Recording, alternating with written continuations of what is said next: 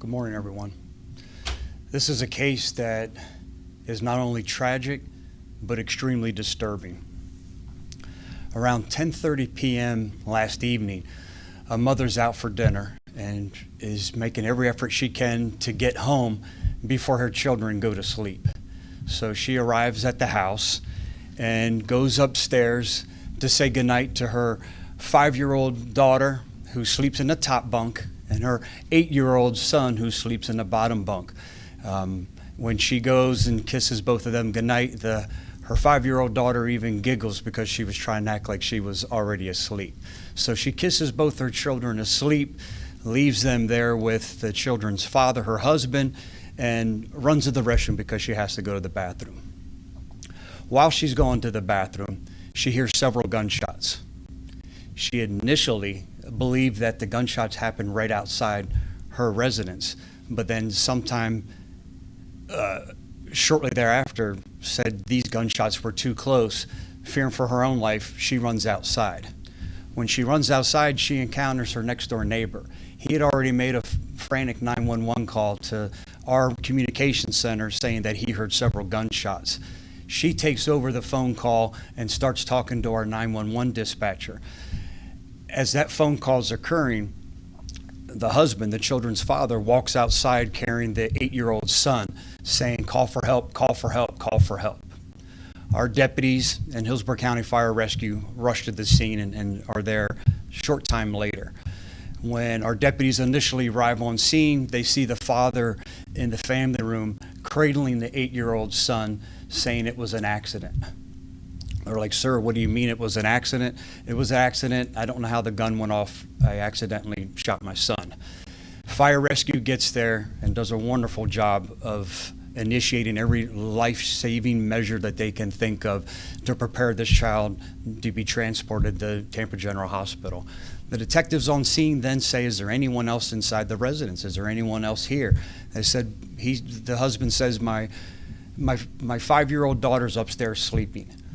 Deputies go upstairs only to make the gruesome discovery that there's a 5-year-old laying in a top bunk, laying in a pool of her own blood. She is shot 2 to 3 times in her head. The same injury that the 8-year-old had sustained and suffered from. Paramedics come upstairs, again, begin life-saving measures, and rush both children to Tampa General Hospital. Our 5-year-old victim has been pronounced deceased. Our 8-year-old is fighting for his life. He went to surgery last evening, and this morning is fighting for his life as the wonderful, wonderful doctors and staff at Tampa General Hospital are doing everything they can to save this young boy's life.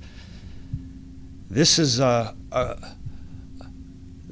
case that and an experience that no parent should have to live through, and that no law enforcement officer or first responder should ever have to witness. We as a sheriff's office are struggling today. Our detectives and deputies who were on scene are going to need some help, and we're bringing some counselors in to try to get them through this gruesome scene that they had to witness and detectives have to work through as they continue to put the pieces of the puzzle together here. Arrested is Jermaine Lavonda Bass. He's 30 years of age. His date of birth is 4/27/1992.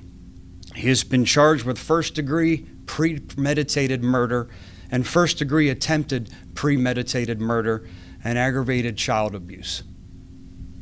I hope that this individual feels the full weight of the criminal justice system and never sees the light of day where he can ever be in a position to harm another human being.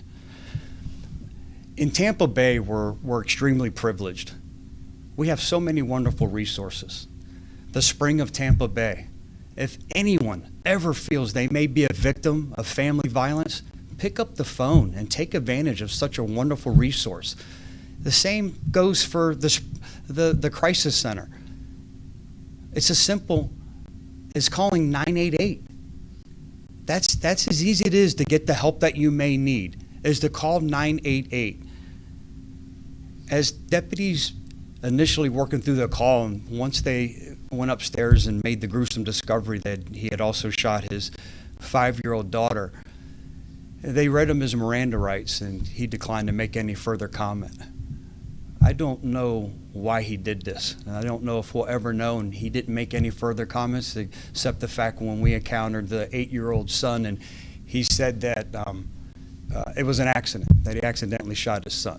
But you don't accidentally shoot your children 3 to 4 times in the head. I'll try to take any questions I can at this time. Have there been any other calls to service at this residence? Yeah, great question. No calls for service at this residence, and the Jermaine Bass, we find no criminal history on him. Has the mother been able to shed on any light on whether or not there's been any prior instances of domestic violence? Yeah, from not that we know at this time. We continue to talk to her. As you can understand, she's been through something quite traumatic. So we tread lightly as we're trying to have those conversations with her, but nothing that we know of now. But again, this is extremely preliminary. That could change as she starts to gather her thoughts, but nothing that we know of now. No indicators. Like I said, she kissed her children goodbye and went to use the restroom to go to bed herself. Other than this resident, how would you describe safety in this area, this neighborhood? How's safety there? This neighborhood in North Tampa, up by the USF area, it's a nice neighborhood, a nice family neighborhood. Again, the neighbor heard the gunshots and walked outside to see if he could offer any assistance, and immediately called 911. That's all we could ever ask for. So not a bad neighborhood. It's the Armature Gate townhomes north of Fletcher Avenue, east of Barris Avenue. A nice community. And you said the mother ran outside because she thought the gunshots were happening outside? No, she initially thought the gunshots happened outside when she was using the bathroom, but then realized that they happened inside the residence, so she ran outside real quick, and that's when she ran into the neighbor who was there to offer assistance and who had already called 911. And again, moments later, the husband, the children's father, run outside as well, cradling his 8-year-old son, saying, "Call for help, call for help, call for help." Any other questions? Sorry, do you have an exact address? I can get that. Okay. Yeah, I do not, but we'll certainly get that to you. Sharon, what's your message to the family, to neighbors, to those dealing with this loss? To this mother who's lost one child and could possibly lose